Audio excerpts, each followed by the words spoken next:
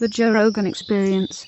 You were explaining nose breathing to me out there. Yeah. How nose breathing is better Better for you. because of... Well, first of all, you were designed to breathe.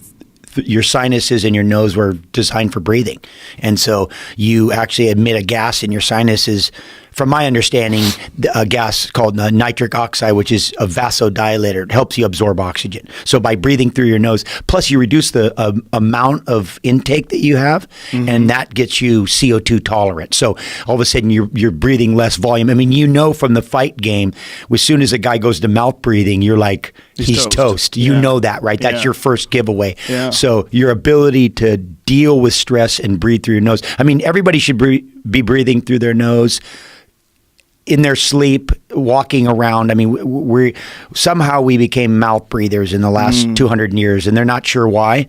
There's a great book called The Oxygen Advantage by Patrick McDougall that he actually is on our board of XPT, but he kind of realized that our issues really stem from mouth breathing, chronic mouth breathing, which is scrubbing our CO2 and keeping our CO2 levels down, which is the marker to absorb oxygen. So when your CO2 levels are down, you don't absorb the oxygen from your bloodstream. The cells don't take it. As soon as the CO2 goes up, then the body starts to pull it out of the blood. Interesting. So smaller amounts by breathing through the nose actually makes you absorb more oxygen. Well, keeps your tolerance. Tolerance. Yeah, but definitely gets your CO2 tolerant up. But the smaller volume helps your body become more tolerant of higher levels of CO2. But the sinuses themselves emit a gas that helps the lung absorb the oxygen. And that's what I've been led to understand.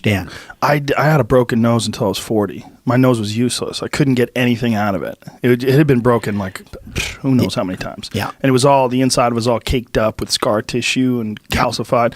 And when I got it fixed, it was like the world changed. It was like, I couldn't do that. I just couldn't breathe out of my nose. Yeah. I would go to yoga class. He'd tell me to breathe out of my nose. I'm like, I don't have one. I could smell farts. Yeah. That's it. I could smell gas and gasoline. Like it has to be rough for me to smell it. But now I have a real nose. Yeah. I always encourage people, please, if you have a broken nose, please get that deviated septum fixed. Well, it's surprising if you start to nose breathe, even if you have struggle, because of that gas helps you open up. A lot of people, I mean, I'm not saying that you have that, but a lot of people actually will gain volume after a few weeks of forcing themselves to nose breathe. They'll actually start to open up all of that system. That actually makes sense. So it's your body would just adapt and try. It forces it to open, but it's all about nose breathing.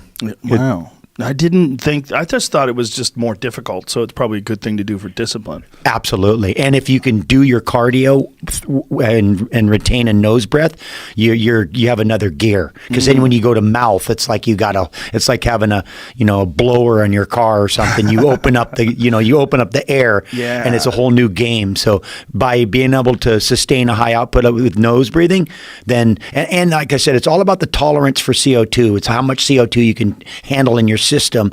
Like that's why altitude screws people up, because the CO2 jacks up and they don't have a tolerance, and then you get all wonky and you feel like crap.